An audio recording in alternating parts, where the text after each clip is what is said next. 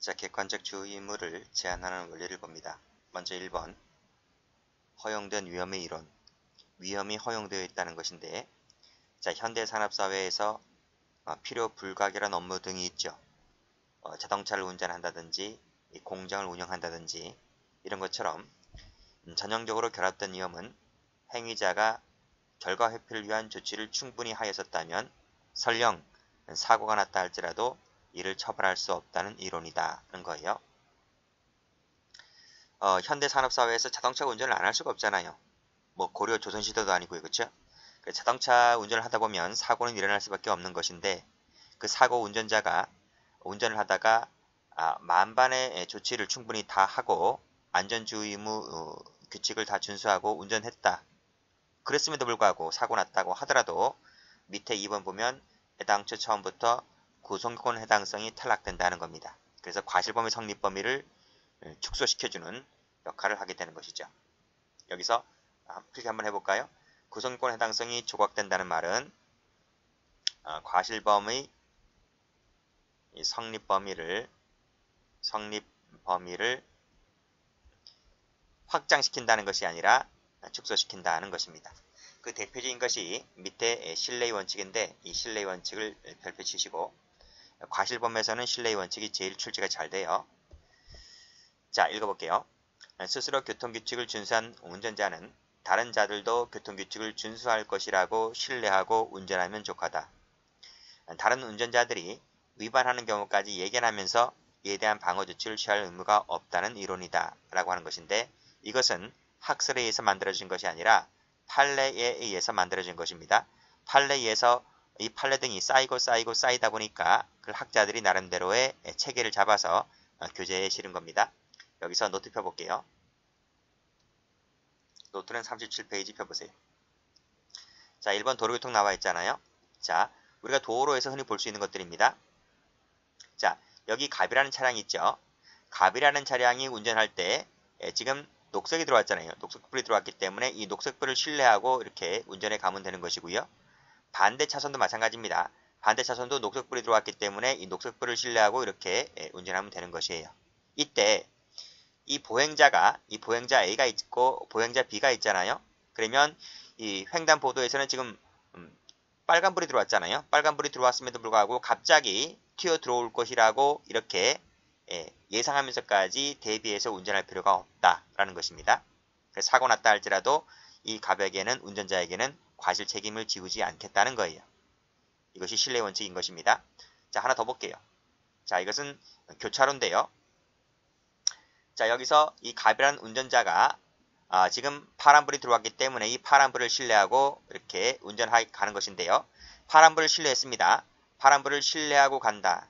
즉, 내 갈 길을 가는 것인데 좀 빨리 갑니다. 설령 과속 운전을 했다 할지라도 이 파란불을 신뢰하고 가는 것이에요. 자, 이때 운전을 할 때 이때 을이라는 차량은 이쪽 부분에 있는 거죠. 이 을이라는 차량은 지금 빨간불이 들어왔잖아요. 빨간불이 들어왔기 때문에 갑자기 좌회전할 것까지 예상하면서 주의 운전을 해야 할 의무가 없다. 설령 사고 났다 할지라도 이 부분에서 사고 났다 할지라도 이 갑에게는 과실 책임을 지우지 않겠다는 것입니다. 밑에 나와 있지? 을이 신호를 위반한 채 교차로를 가로질러 진행할 것까지 예상하면서 대비해서 운전할 필요가 없다는 것이 신뢰의 원칙이다 라고 하는 것인데 판례 보도록 하겠습니다. 자, 다음 페이지. 자, 성립범위 나와 있네요. 자, 과실범위 성립범위를 축소시켜준다. 여기 나와 있네요. 자, 적용범위 볼게요. 1번 도로교통과 신뢰의 원칙. 동그라미 1번 자동차와 자동차끼리. 자동차와 자전거. 이때 자전거라고 하는 것은 오토바이를 말합니다. 당연히 이 원칙을 적용하죠. 자, 문제는 2번인데 그럼 자동차 보행자의 경우에는 어떨까? 철저히 적용하고 않지만 이 경우에 있어서 보행자를 할지라도 자, 고속도로에서 자동차 전용도로에서 육교 밑에서 횡단보도가 적색일 때 이때는 보행자가 들어와서는 안 되잖아요. 그때 사고 났을 때에는 운전자에게 과실범위 성립 범위를 인정하지 않는다. 그래서 이 네 가지 같은 경우에는 철저하게 신뢰 원칙, 보행자를 할지라도 신뢰 원칙을 지킨다. 이렇게 보시면 될 것 같아요. 팔라보겠습니다. 자, 빨간색으로 고속도로 동그라미. 밑에 고속도로 동그라미. 고속도로죠. 고속도로에서는 보행자가 나와서는 안 되죠. 그렇죠? 밑에 운전자로서는 보행자가 있을 것까지 예견하면서 미리 예방하기 위해서 급정차 등의 조치를 취할 수 있도록 대비할 필요가 있다 없다? 대비할 필요가 없다 라고 해서 신뢰 원칙을 인정했습니다. 자, 고속도로 운행하고 있는 중이네요. 반대 차선에서 진행해 오던 차량이 갑자기 중앙선을 침범하면서 들어올 것까지 예상하면서 미리 대비해서 운전할 필요가 없다 이런 말이죠. 자, 3번 교차로에 먼저 진입했습니다. 빨간색으로 동그라미 치시고, 자, 다른 차량이 자기보다 빠른 속도로 교차로에 진입하여 충격할지 모른다까지 예상하면서 이에 대비할 필요가 역시 없다. 그래서 이 부분도 신뢰의 원칙을 인정했다고 하는 것이죠. 자, 4번도 먼저 진입한 차량입니다. 동그라미 치시고, 먼저 진입한 차량은 우선 통행권이 인정된다는 겁니다. 자, 그런데 위 택시가 이 통행 순위를 무시하고 자기 앞으로 갈 것까지 미리 예상하면서 내가 미리 사고를 막을 주의 의무가 있다 없다?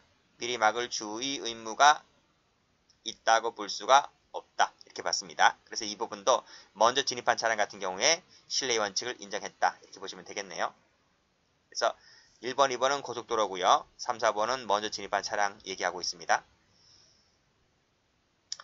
자, 신뢰의 원칙이라고 하는 것은 반드시 고속도로에서만 일하는 건 아닙니다. 비포장도로라 할지라도 신뢰의 원칙이 적용될 수가 있어요. 그래서 승용차가 넉넉히 서로 마주보고 진행할 수 있을 정도의 너비가 되는 도로를 정상적으로 진행하고 있는 운전자로서는 밑에 줄에 특별한 사정이 없는 이상 마주오는 차량들도 교통법규를 준수할 것이라고 신뢰하는 것이 보통이므로 밑에 그 차가 중앙이라든지 좌측 부분까지 진행해서 올 것까지 예상하면서 특별한 조치를 취해야 할 의무는 없다. 그래서 이 경우의 사건에서도 신뢰의 원칙을 인정했다. 이렇게 보시면 되겠네요. 이런 질문을 찬찬히 읽어보세요. 읽어보시면 그대로 객관식 기출문제집에 나오고 있습니다. 자, 잠수교 노상이네요. 잠수교 빨간색 동그라미 치시고, 자, 이 부분은 자전거 출입이 금지된 곳이다. 비가 좀 오면요, 이 잠수교가 잠겨요. 그래서 운전자로서는 거기에 갑자기 자전거를 탄 운전자가 나타날 필요가 예견할 수가 없다라고 봤죠. 이 부분을 신뢰했다는 것입니다. 그래서 이 운전자가 자전거 운전자를 치었다라고 했을 때 과실 책임이 인정되지 않는다는 판례가 되죠. 7번 반대 방향에서 진행하던 자전거가 전방 5, 6m 지점에서 서행 중인 피고인 차량 앞으로 진입했다라고 했을 때 갑자기 이 사람이 이 피고인 차량 앞으로 진입하게 되는 거예요. 이것을 예상할 수가 있나요? 자신의 차량 앞으로 진입하는 것을 예상할 수가 없는 거죠. 예상할 수가 없다. 사고 났다 할지라도 이 운전자는 과실 책임을 지지 않는다는 것입니다. 자, 8번 5차선 도로 1차로를 신호를 받고 진행합니다. 빨간색으로 신호를 받고 진행한다. 동그라미. 라고 했을 때 이 운전자에게는 밑에 줄 오토바이가 나와서 맞은 쪽으로 가기 위해서 대각선 방향으로 가로질러 가는 것까지 예상하면서 진행할 의무는 없는 것이죠.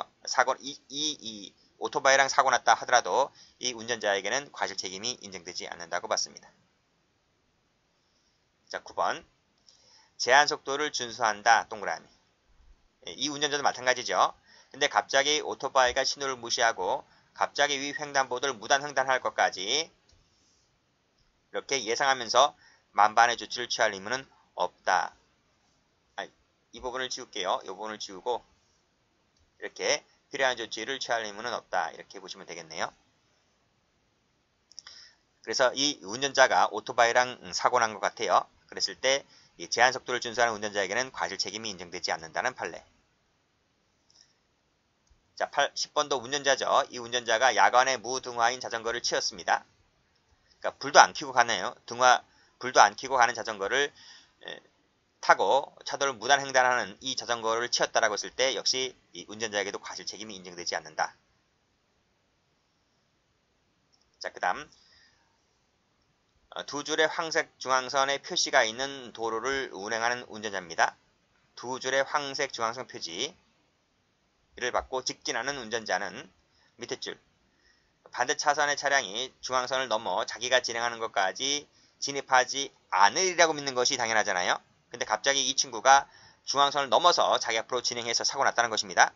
라고 했을 때 이 중앙선을 넘어서 자기 앞으로 진행하는 이 차량을 치었다고 했을 때 이 과실 책임이 인정되지 않는다고 봤어요.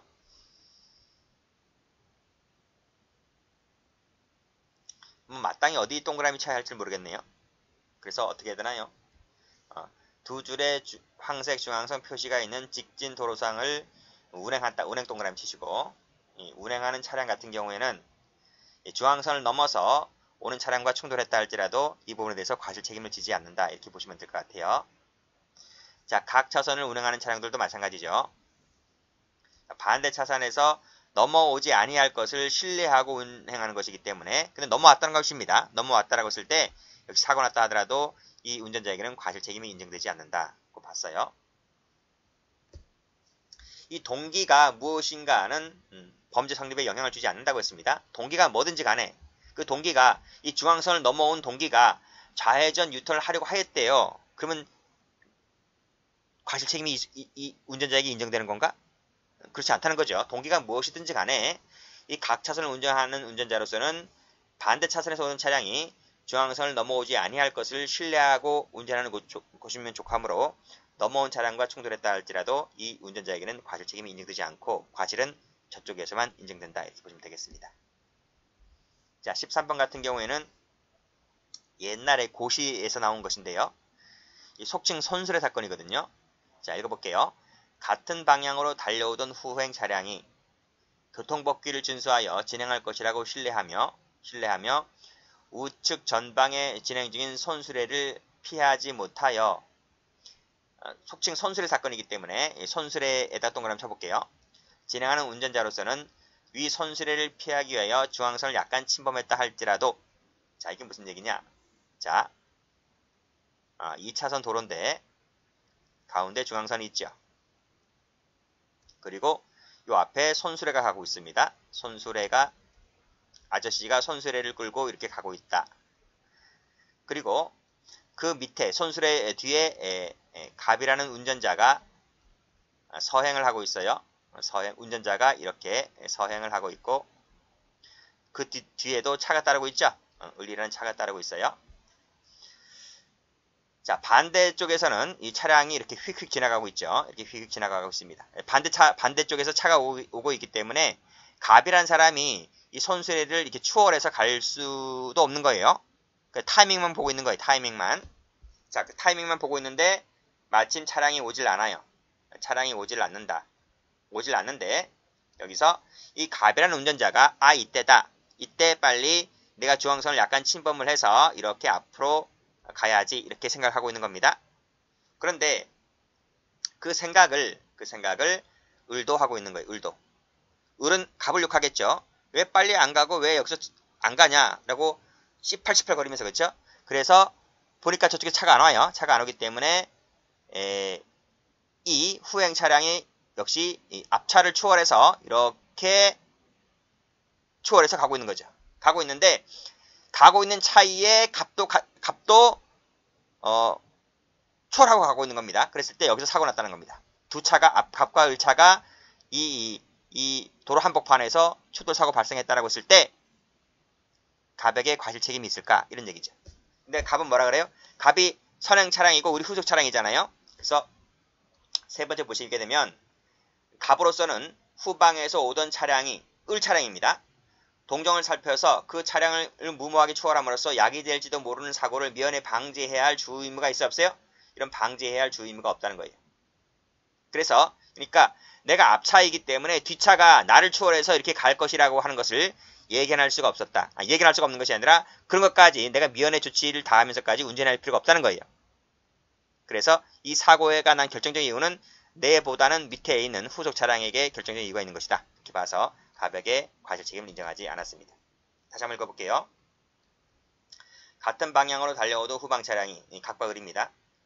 교통법규를 준수하고 신뢰할 것이라고 운전하면 족하다고 하는 거죠. 그래서 손수레를 피하기 위해서 진행하는 차량의 운전자가 중앙선을 약간 침범했다 할지라도 이 후속 차량이 자기를 앞질러서 이렇게 중앙선을 침범해서 갈 것이라고 하는 것에 대해서 미리 예방 조치를 취해서 다 할 의무가 없다 할 것이므로 설령 사고 났다 할지라도 앞에 차량은 사고에 대한 책임을 형사 책임을 과실 책임을 지지 않는다고 하는 것이 판례입니다. 자, 14번. 자, 병행 운행하고 있다. 나란히 운행하고 있다는 것입니다. 읽어볼게요. 피고인 갑이 봉고 트럭을 운전하고 도로 2차선으로, 피고인들이 버스를 운전하고 도로 3차선으로 나란히 운전하고 있을 즈음 도로 3차선에서 피고인들의 버스 뒤를 따라 운행하던 피고인 운전의 오토바이가, 항상 이 오토바이가 문제입니다. 버스를 앞지르기 위해서 도로 2차선으로 진입하여 무모하게 나란히 운행하고 있는 버스와 트럭 사이에 끼어들어서 이 사이를 빠져나가려고 한 경우에 있어서 선행 차량이 속도를 낮춰서 오토바이를 선행하도록 해야 할 의무가 있어요? 없어요? 없는 거예요. 즉 속도를 낮춰야 할 의무가 없는 것이다. 따라서 오토바이가 무모하게 버스와 트럭 사이를 빠져나가려고 해서 사고가 났다라고 했을 때 이 앞차들은 뭐다?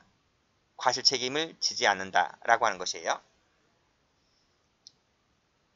그쵸? 그래서 병행 운전 동그라미 치시고 빨간색으로 병행 운전하고 있는 차량 같은 경우에는 뒤에서 오고 있는 오토바이가 자기 앞을 가로질러 빠져나가려고 함에 있어서 속도를 낮춰야 할 주의 의무가 없는 것이다 라고 해서 과실 책임을 부인했던 사건입니다. 자, 15번입니다. 15번 보시게 되면 직진 및 좌회전 신호를 받고 가죠. 자, 16번을 보게 되면 녹색등을 신호를 받고 가죠. 그쵸? 이걸 신뢰하고 한다는 것입니다. 운전한다고 했을 때 이 신호를 받고 가는 사람이 제한 속도를 초과해서 운행한 잘못이 있다 손치더라도 16번도 초과 운행 밑줄 그시고 초과 운전했다는 잘못이 있다 할지라도 자, 16번 신호를 무시한 채 교차로를 가로질러 진행한 피해자에게 대한 업무상 과실치사 책임이 없다. 노트에서 보았던 그겁니다. 노트에서 보았던 이거죠. 그쵸? 갑이 파란불이 들어왔기 때문에 빨리 과속한 잘못이 있다 손치더라도 그쵸? 을이란 사람이 갑자기 신호를 위반한 채 갑자기 좌회전하는 것까지 대비하면서 방어 조치를 취할 의무가 없다고 하는 것입니다. 사고 났다라고 했을 때 모든 책임은 을이 지는 것이지 갑이 지는 것이 아닙니다. 그런 판례. 자, 15번도 마찬가지죠.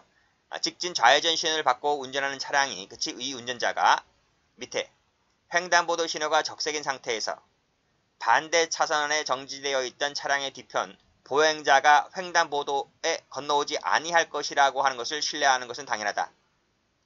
그쵸? 그래서 지금 적색이 들어왔는데 지금 보행자가 횡단보도를 건너오지 않을 것이라고 신뢰하면 되는 거잖아요.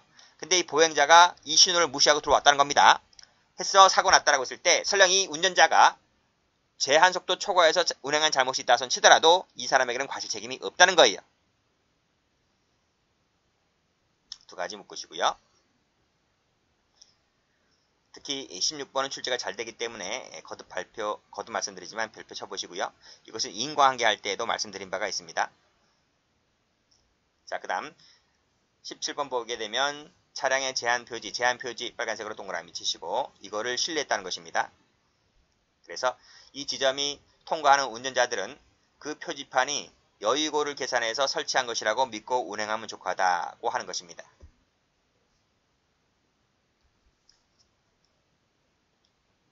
여기 육교가 이렇게 있잖아요. 육교가 있고 여기 도로가 있고요. 도로가 있고 여기 트럭이 이렇게 육교 밑을 통과하고 있을 즈음 육교 여기에 보면 제한 표지가 예를 들면 12m다 이렇게 제한 표지가 있다는 겁니다. 근데 트럭 운전자는 자기가 트럭에 짐을 싣고 갈 때 트럭의 밑에 바닥부터 천장까지 물건에 있는 높이까지가 예를 들면 11m였는데 그러면 우리 트럭은 이 육교를 통과할 수 있겠구나라고 신뢰하고 운전하게 되는 것이죠.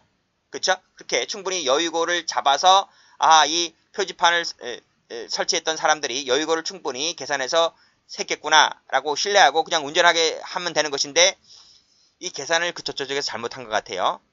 그렇지? 그래서 통과했는데 큰 사고 났습니다. 큰 사고 났다라고 했을 때 이 트럭 운전자에게는 과실 책임이 없다고 했던 거죠. 그래서 이 도로 표지판을 신뢰했기 때문에 그렇다는 겁니다. 18번에서 자동차 전용도로 동그라미, 19번에서 자동차 전용도로 동그라미, 20번에 고속도로 동그라미, 21번에 적색 동그라미 쳤어요. 자, 다시 18번 가보시면 자동차 전용도로는 자동차만이 다닐 수 있는 공간이잖아요. 보행자가 나오면 안 되는 거죠. 그걸 신뢰하고 운전하는 거잖아요. 근데 갑자기 무단횡단하는 이 보행자가 나타나게 됩니다. 이거를 미리 예상하면서 급정자할 수 있도록 운전해야 할 주의무가 있어요, 없어요?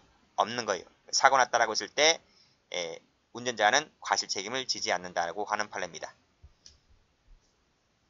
자, 이 19번에 보시게 되면 전용도로도 마찬가지죠. 그 다음 20번도 고속도로 나왔네요. 도로 양측에 휴게소가 있다 손 치더라도 보행자가 있으면 안 돼요. 보행자가 없다는 것을 예상하면, 없다는 것을 신뢰하고 운전하는 것이다. 그래서 보행자가 나타나서 사고 났다라고 했을 때 운전자에게는 과실 책임을 지지 않는다는 판례입니다. 횡단보도 시도가 적색입니다. 그렇죠? 그럼 보행자가 건너오지 아니할 할 것을 신뢰하고 운전하는 것이다. 근데 갑자기 건너옵니다. 사고 났다 하더라도 운전자에게는 과실 책임이 없다는 거예요. 20번에 빨간색으로 육교 및 동그라미 또 마찬가지죠. 그렇죠? 보행자가 육교가 있는데 육교를 건너가겠지. 육교를 놔두고 가로질러 가는 사람들이 꼭 보면 있어요. 그렇죠? 근데 운전자는 육교가 있기 때문에 보행자가 이쪽으로 건너지 아니할 것을 신뢰하고 운전하면 좋하다. 근데 갑자기 불의에 뛰어드는 보행자를 치었다라고 했을 때 이 사람에게는 업무상 과실 책임이 없다고 봤습니다. 자, 됐죠? 여기까지 해서 도로교통을 끝내고요. 범위의 확대를 보겠습니다. 자, 일반론. 이 신뢰의 원칙은 도로교통에서 시작한 것이긴 하지만 분업적 공동작업이 필요한 모든 경우까지 그 범위가 확대되고 있는데 그 대표적인 것이 바로 이 외과 수술입니다. 수술. 수술 혼자 하러 가나요? 의사가 혼자 해요? 수술 혼자 어떻게 해요? 의사 여러 명이 들어갈 수도 있고 보조자인 간호사도 들어갈 수 있겠고 그래서 그 부분까지 이 신뢰 원칙이 확대되고 있다. 다만 앞에 끊고 이 원칙이 적용되기 위해서는 그 신뢰를 기초 지을 수 있는 분업관계가 확립되어 있어야 한다는 것이 전제 조건입니다. 각자 맡은 바 역할을 다 하면 된다는 거예요. 자, 이 의료행위를 중점적으로 보도록 하겠습니다. 의료행위 같은 경우에는 이 수평적 분업관계가 있고요. 밑에 있는 수직적 분업관계가 있는데 이거를 나누어서 살펴보셔야 됩니다. 자, 여기서 지금부터 노트를 펴볼게요. 자, 노트를 펴보시게 되면 자, 지금 수평적 분업관계가 있고 수직적 분업관계가 있다고 했잖아요. 그런데 이 수평적 분업관계의 경우에는 신뢰의 원칙을 적용한다는 것이고요. 수직적 분업관계의 경우는 적용하지 않는다는 것이 판례가 됩니다. 어떤 것일까? 자, 한번 가볼게요. 의사하고 의사끼리. 그쵸? 우리 종합병원에 보면 내과 있고 신경과 있고 뭐 많잖아요. 그쵸? 그랬을 때 이 내과 의사와 신경과 의사는 서로 전문의 관계잖아요. 수평 관계죠. 수직적 관계가 아니고 서로 대등 관계잖아요. 그쵸? 그랬을 때는 서로 뭐 한다? 신뢰의 원칙이 적용된다는 것입니다. 약사나 제약회사도 마찬가지죠. 약사가 약국에서 약을 판다라고 했을 때 그 약은 제약회사에서 제대로 약을 만든 것이겠지? 그걸 신뢰하고 파는 것이잖아요.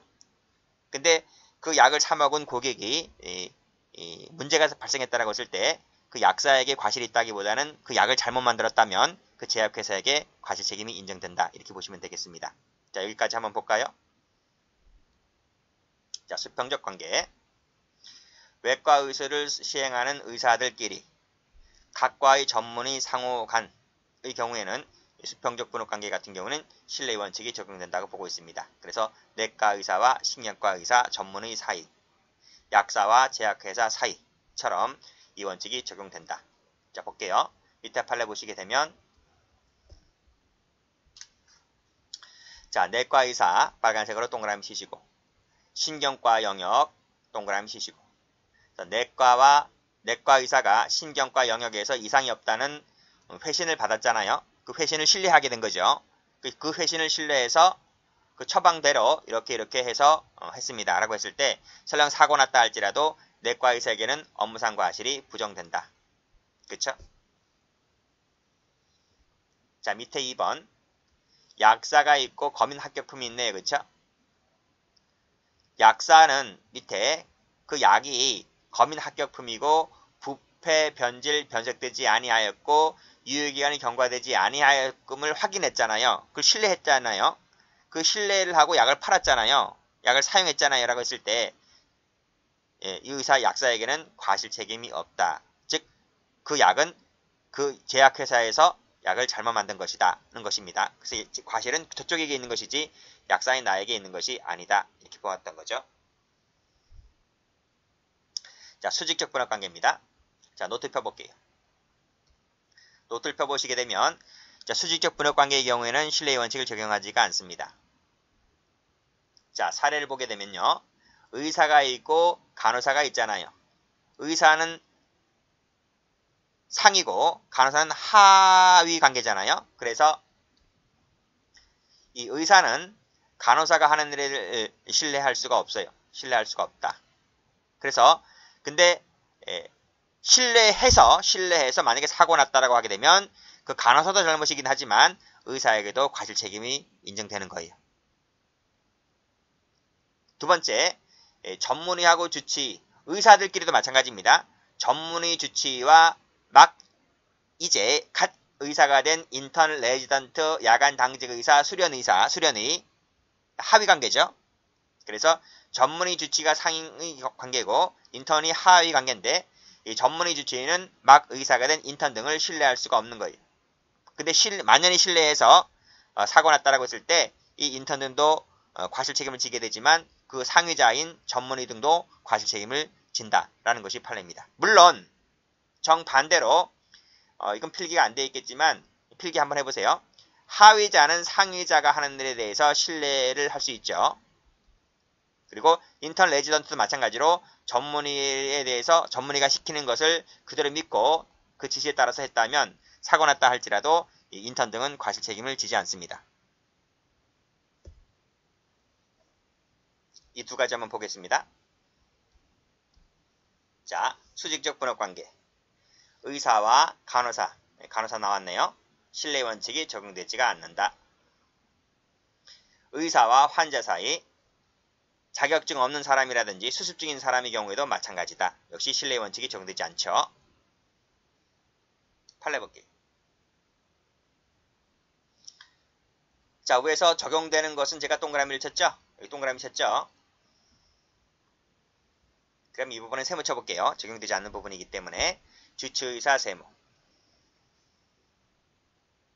자, 주치의가 전원 등의 조치 등을 취하지 아니한 과실이 있다. 그거 했습니다. 그럼 과실 책임 져야 되겠죠? 과실 책임 져야 됩니다. 근데 그 과정에서 누가 개입되어 있습니까?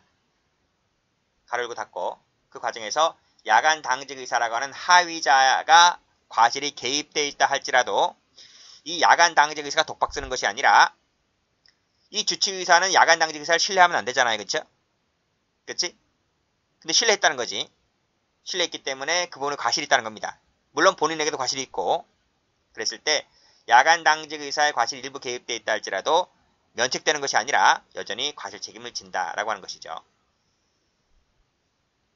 자, 그 다음 2번에 직접 관찰하거나 진단하지 않고 간호사로 하여금 신경 안정제를 투여하게 하였다 했을 때 이때 누굽니까? 야간 당직 의사 세모 파란색으로. 역시 야간 당직 의사와 간호사의 사이에도 수직적 관계잖아요. 그러면 야간 당직 의사는 간호사를 신뢰하면 안 됩니다. 그렇죠? 신경 안정제라고 하는 것은 의사가 투입해야 하는 것인데 그걸 간호사에게 했다고 하는 거잖아요. 그렇죠? 그랬을 때 사고 났다라고 했을 때 간호사도 과실이지만 야간 당직 의사도 이 부분에 대해서 과실 책임이 인정된다라고 하는 것이에요. 자, 밑에 산부인과 의사 세모 치시고 밑에 검은색으로 간호조무사 밑줄 그시고 역시 상하 관계죠. 상하 관계, 수직적 관계입니다. 근데 산부인과 의사가 만연히 간호조무사를 신뢰했다는 것입니다. 신뢰해서 이 간호조무사가 밑에 뭐뭐 등을 주사하여 사고 났다라고 했을 때 간호조무사에게도 과실 책임이 있지만 산부인과 의사에게도 과실 책임이 있다. 둘 다 업무상 과실 책임이 진다라고 하는 것이죠. 자, 밑에 판례 별표. 출제가 제일 많이 됐던 판례인데요. 역시 1번을 보시게 되면요. 세 번째 줄에 간호사는 보조자이다 라고 해서 수직적 관계를 말하고 있습니다. 근데 의사가 어떻게 했나요? 이 의사가 어떻게 했어요? 이 의사라는 사람이 밑에 간호사를 그냥 신뢰를 했다는 거야. 간호사 밑줄 그시고. 신뢰했다는 것 자체가 뭐예요? 이 부분이 과실이 있는 것이다. 그래서 간호사에게 당의 의료행위를 일임했다라고 했을 때 사고 났다고 하게 되면 의사는 역시 마찬가지로 뭐가 됩니까? 과실 책임을 진다는 것이죠. 그쵸? 여기서 의사 셈을 치시고요. 만연히 신뢰했다 밑줄자 끄시고 이 부분이 과실이 있다는 겁니다. 자, 여기서 수혈할 때 두 번째 이후부터는 인턴 대신 간호사가 교체하는 관행이 있었던 치더라도 관행 세모 돼지꼬리 관행이 책임을 정당화시키지 못한다. 즉 책임 조각사가 되지 않아요. 관행이 잘못되어 있으면 관행을 바로잡아야 됩니다. 관행이 구성권 해당성 조각사유도 아니고 책임 조각사유도 아닙니다. 그래서 마지막에 아무런 조치를 취하지 않고서 간호사에게 혈액봉지 교체를 일임했다라고 하는 것 자체가 바로 뭐다? 이 자체가 의사에게 과실이 존재하는 것이다 라고 하는 것이에요. 이때 이 피고인이죠. 피고인 셈을 치시고 이 사람이 상위자입니다. 상위자가 하위자를 만연히 신임한 것은 그 부분 자체에 과실 책임이 있다는 것이에요.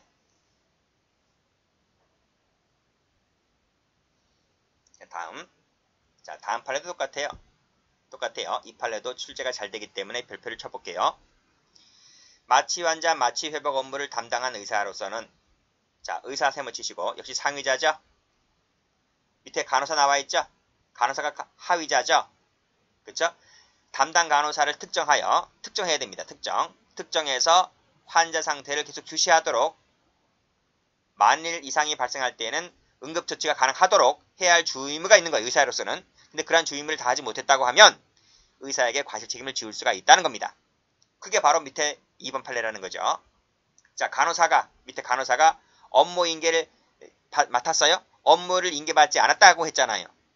위에서 보면 뭐라 그랬습니까? 담당 간호사를 특정해라. 특정해서 그 간호사로 하여금 환자 상태를 계속 주시하도록 해라 라고 해야 할 의무가 의사에게 있는데 그 의사가 그렇게 하지 않았다는 거예요. 업무를 인계받지 못했다고 했잖아요. 그렇죠? 그리고 이 간호사가 자기 환자의 회복 처치에 전념하고 있었다는 것입니다. 여러분 대학병원 간호사가 얼마나 힘든지 아세요? 엄청 힘들어요. 봉급은 많이 줄다 할지라도 엄청나게 힘들고 견디지 못해서 사표 쓰는 간호사들도 무지개 많아요. 바쁘고. 근데 의사가 이렇게 특정해서 계속 상태를 주시하도록 하라고 하지 않았다고 한 겁니다. 라고 했을 때 사고 났다 하더라도 그때는 사고가 났다 하더라도 당연히 간호사는 업무 인계를 받지 못했기 때문에 간호사는 무죄가 될 것이고요. 사고가 났기 때문에 의사로서는 간호사에게 이런 걸 특정해야 할 주의무가 있는 것인데 그런 주의무를 다하지 못했기 때문에 그 부분에 과실이 있다는 것입니다. 그래서 의사는 과실 책임을 지게 되는 거예요. 그래서 답이 어떻게 돼요? 의사만이 과실범이 되는 것이고 간호사는 무죄가 되는 것인데 자, 판결유지 2번 보세요. 전념하고 있었다면 그 간호사는 회복실 내의 모든 환자에 대하여 적극적 계속적으로 주의 감독 의무를 해야 할 의무가 없다는 거예요. 없기 때문에 나는 내가 맡은 환자의 경우에만 잘 보살피면 된다는 거예요. 자, 볼게요. 자, 마취과 의사갑은 마취 환자를 두고 떠나면서 다른 환자의 치료에 전념하고 있던 간호사 병에게 아무런 지시를 하지 아니하였고 결국 사망하였다고 하는 것입니다. 이랬을 때 이 간호사는 무죄가 되는 것이고요. 이 지시를 하지 않고 떠난 이 과실로 인해서 사망했기 때문에 이 의사에게는 과실치사죄가 된다. 이렇게 보시면 돼요. 의사는 간호사를 신뢰하면 안 돼요. 의사는 회복실에 환자를 넣어두고 가면 간호사가 알아서 조치 취하겠지. 이렇게 믿으면 안 돼요. 무슨 말인지 아시죠? 근데 믿었다는 거죠. 그 믿었다는 것 자체에 과실이 있는 거예요. 자, 다음 판례도 별표. 파란색으로 1번에 주된 의사니까 주치의잖아요. 주치의. 이 사람이 지휘감독 관계에 있다는 말은 주치의란 말입니다. 그래서 밑에 줄, 그 의사는 자신이 주로 담당하던 환자에 대해서 다른 의사가 하는 의료행위 내용이 적절한 것인지 여부를 확인, 감독해야 할 의무가 있는 것이다. 이 의무를 다하지 못했잖아요. 이 의무를 소홀히 했다고 하면 이 주치의에게 과실 책임이 인정된다라고 하는 것입니다. 그 사례가 바로 밑에 2번이죠. 2번에서 주치의 세모, 전공의 세모입니다. 이 사람이 수련의 밑줄긋이고 수련은 하위자잖아요. 주치의는 상위자고요. 수직적 관계잖아요. 신뢰하면 안 돼요. 신뢰하면 안 되는데 밑에 감독 의무를 소홀히 했다는 겁니다. 감독 의무를 소홀히 했다는 것 자체가 뭐예요? 과실이 존재하는 거죠. 결국 이 수련의가 잘못된 처방으로 인해서 상해를 입게 하였다고 했을 때 당연히 수련의에게도 업무상 과실이 인정되지만 그 상위자인 전문공의에도 뭐가 된다? 업무상 과실이 똑같이 인정된다는 것입니다. 전부 다 수직적 관계를 말하고 있는 겁니다. 병원 인턴 사건 별표 쳐보시고 제가 앞에서 뭐라고 했나요? 노트에서 뭐라고 했어요? 여기 보세요. 인턴, 레지던트, 야간당직의 수련의는 상위자인 전문의, 주치의를 신뢰할 수 있다. 그치? 즉 전문의 주치의가 나에게 업무를 이렇게 하라, 이렇게 하라라고 지시를 내렸고 난 그대로 지시를 따라서 했다면 설령 사고 났다 할지라도 인턴, 레지던트, 하위자들은 과실 책임을 지지 않는다고 하는 것입니다. 아시겠죠? 그 판례 보여드리겠습니다. 자, 교재 한번 가볼게요. 자, 인턴 나왔네요. 인턴 파란색으로 밑줄 그시고 하위자죠. 하위자입니다. 상위자가 나오죠. 익수는 물에 빠질 물 먹은 환자를 말합니다. 담당의사 을의 지시에 따라서 담당의사 을 세모 치시고 지시가 나왔네. 그쵸? 담당의사가 나한테 시켰어요. 이렇게 하라고. 그러니까 나는 하위자인 나는 담당의사 말을 따라서 한 죄밖에 없어요. 그쵸?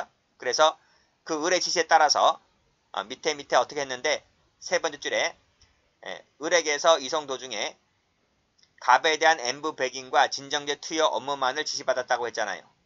을로부터 갑에 대한 N부 백인과 진정제 투여 업무만을 지시받았다. 이렇게 하라고 했고 인턴은 그 지시만을 따라서 했다고 했을 때 마지막에 주의무 위반이 있었다고 볼 수가 없다고 해서 업무상 과실치사죄를 인정하지 않았다. 즉 인턴에게는 그래서 인턴은 무죄가 되었던 사건입니다. 예외적인 판례 한번 가볼게요. 간호실습생 사건 중요한 판례이기 때문에 별표를 박아둘게요. 자, 노트 다시 펴볼까요? 이겁니다.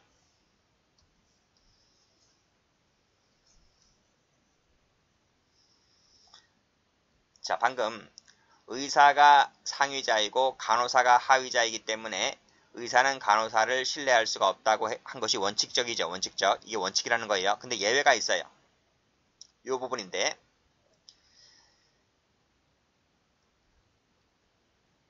자, 간호사가 있습니다. 간호사가 7년차 간호사입니다. 자, 간호대학교 3학년 학생이 그 대학병원에 실습 나왔습니다. 실습을 나왔어요. 대학병원 바쁘다고 했죠. 근데 7년차 간호사가 실습생을 데리고 병동에 갔습니다. 병동에 갔고요. 병동이 이렇게 갔잖아요. 이렇게 들어왔죠. 여기 환자가 이렇게 누워있고 여기 또 누워있고 여기 또 누워있고 이렇게 누워있고 환자 많아요. 그렇죠? 그래서 이 실습생한테 여기 이 환자 지금 정맥 주사 맞아야 되니까 정맥 주사 놓을 줄 알지? 주사를 놓을 줄 알지요? 라고 물으니까 주사 놓을 줄 안 돼요. 학교에서 배웠대요. 그러면 이 환자에게 정맥 주사기 한 대 놓아주세요 라고 했어요. 그리고 이 책임 간호사는 자기 환자를 돌보고 있었다는 거예요. 그러니까 병동에 있었는데 같은 병동에 있었는데 실생은 이 환자를 맡고 있었고 간호사는 이 환자를 맡고 있었다는 거예요.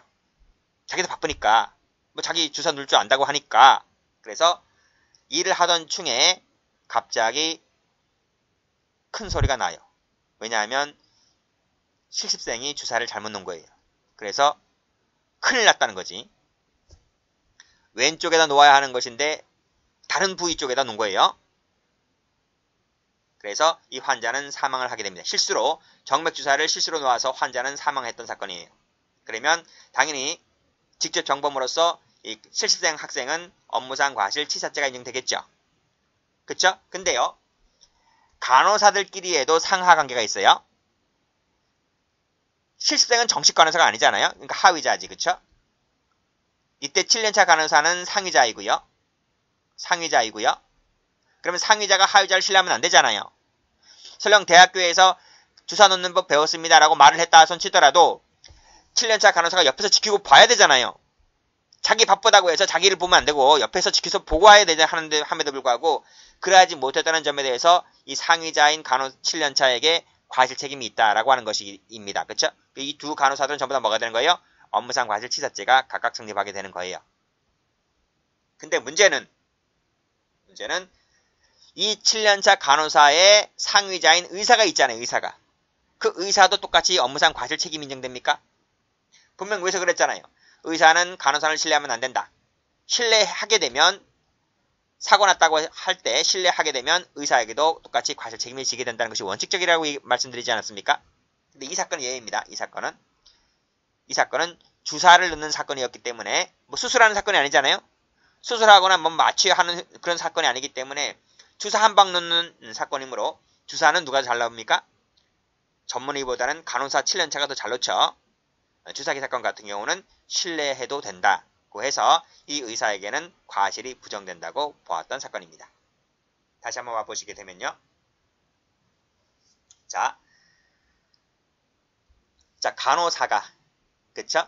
정맥 주사를 의사 입회 없이 간호 실습생을 데리고 와서 실시하도록 하였다고 했을 때 발생한 사건 사고에 대해서는 이 두 간호사가 과실 책임을 지지만 이때 파란색으로 의사 밑줄 그으시고 X 의사에게는 설령 상위자라선 치더라도 이 주사기 사건 같은 경우는 뭐다? 의사에게는 과실 책임을 인정할 수가 없다는 사건입니다. 출제 잘 돼요. 하나 또 있어요. 하나 또 있다. 자, 이 판례도 별표. 야간 당직 간호사인 갑은 공한시경, 심근경색 등의 증상으로 입원 중인 병의 상태를 관찰하고 처치를 함에 있어서 야간 당직 의사인 을에게 제대로 보고를 하지 않았다. 제대로 보고를 안 했대요. 그러니까 의사가 알 일이 있나? 보고를 못하니까 의사가 이걸 모르지. 그쵸? 그래서 필요한 조치를 하지 아니한 채, 못한 채 결국 이 사람은 아침 7시에 사망을 하게 됩니다. 이때 간호사하고 의사의 죄책은 뭘까요? 일단은 보세요. 일단은 야간 당직 간호사가 상위자의 야간 당직 의사에게 제대로 보고하지 않았기 때문에 이 자체가 과실이잖아요. 그쵸? 그래서 그래서 환자가 사망했기 때문에 이 당직 간호사가 업무상 과실 치사죄가 된다는 점은 뭐 이견이 없습니다. 문제는 이 당직 의사예요. 당직 의사. 야간 당직 의사에게도 과실 책임이 있을까라고 하는 것이에요. 있어요, 없어요?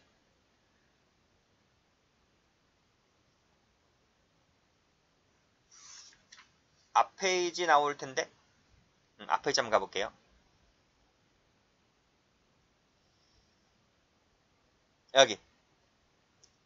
여기 야간 당직 의사가 있고 간호사가 있잖아요. 그치? 근데 야간 당직 의사에게는 과실이 인정된다고 했잖아요. 왜? 이 사람이 상위자이고 간호사가 하위자이니까 야간 당직 의사는 간호사를 신뢰하면 안 되는데 신뢰했기 때문에 지금 과실이 인정되고 있는 건 아니겠습니까?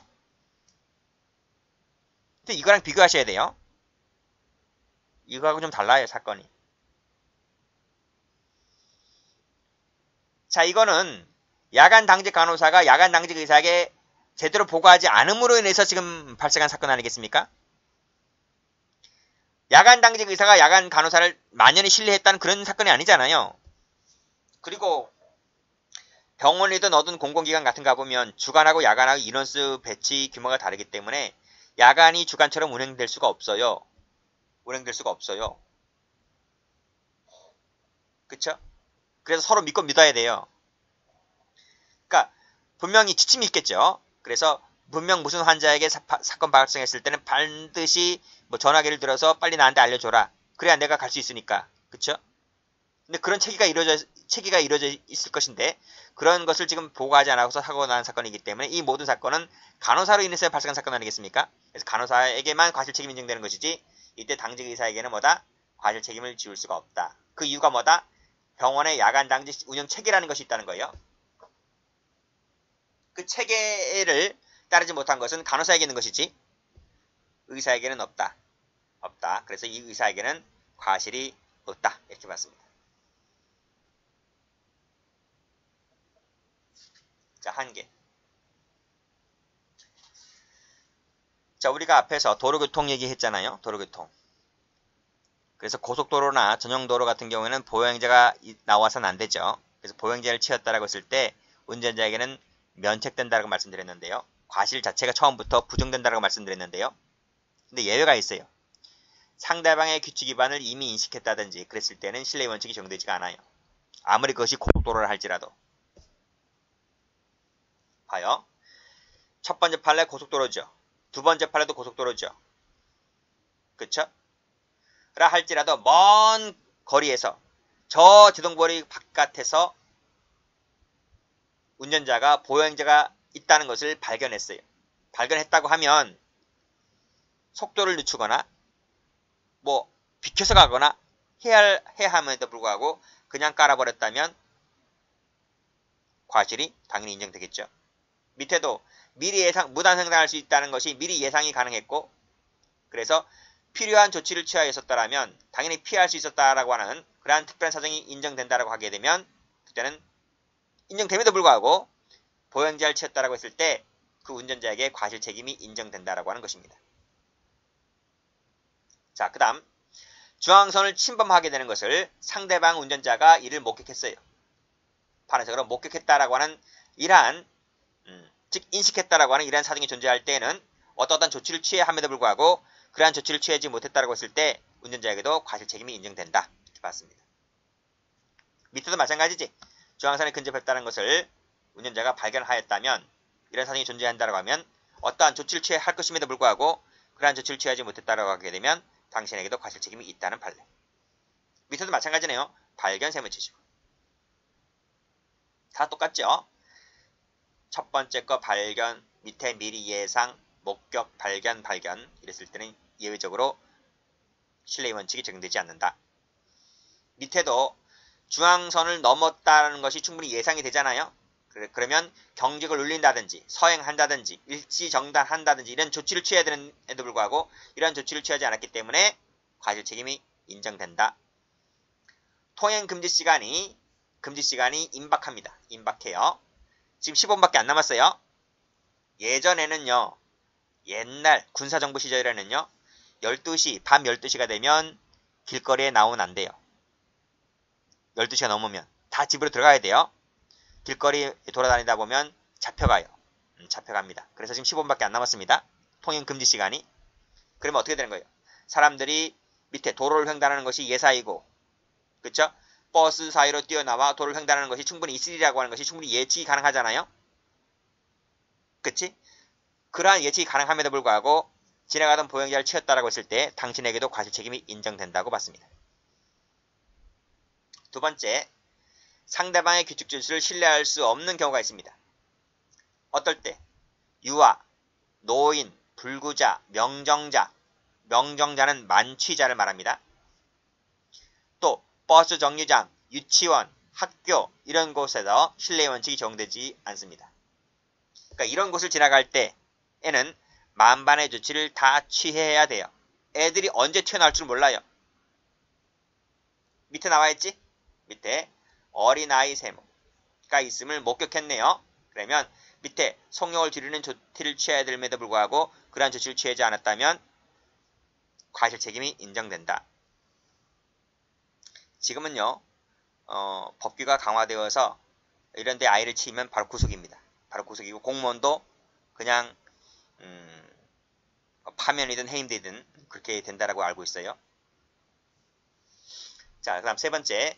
운전자가 스스로 교통규칙을 위반했다라고 했을 때에도 역시 신뢰의 원칙을 주장할 수가 없다라고 하는 것입니다. 주장할 수가 없다. 근데 밑에 8번을 좀 체크하시고요. 언제나 적용되지 않는다는 것이 아니라 규칙 위반이 사고 발생에 결정적 영향을 미쳤을 때 한해서만 그렇다는 거예요. 그래서 노트에서 보았듯이 이거하고는 좀 구별하셔야 됩니다. 이 부분. 그렇죠? 이 부분도 과속해서 운전했잖아요. 그러니까 이거하고 구별하시고. 그래서 이 교재에 나와 있는 것은 뭐다? 사고 발생에 결정적 영향을 미쳤을 때 한해서만 적용되지 않는다는 것뿐이다. 이렇게 보시면 되겠네요. 참고로 받으세요. 자, 그래서 밑에 과속으로 진행하면서 제동조치를 취하지 못한 운전자는 상대방의 중앙선 침범 등을 들어서 신뢰의 원칙을 주장할 수가 없다는 이런 판례가 있는데 그냥 예외적으로 한번 받으시고요. 중요한 판례는 아닙니다. 지금까지 뭐 시험에 나온 적도 없고 다음 페이지 갑니다. 관련 문제. 자, 미수인데요. 미수범은 뒤에서 미수범 할 때 배우겠지만요. 100% 고의범이어야만 됩니다. 그래서 과실범으로서는 미수가 나올 수가 없어요. 나중에 미술범 할 때 말씀드리고요.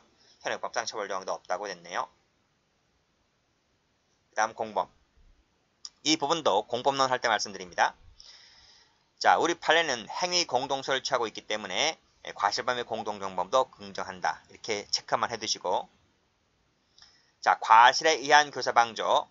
자, 교사범이나 종범은 모두 고의범입니다. 그래서 과실에 의한 교사라고 하는 것, 방조라고 하는 것은 부정된다는 것도 참고로 받으시고요. 전부 다 뒤에 가면 다 합니다.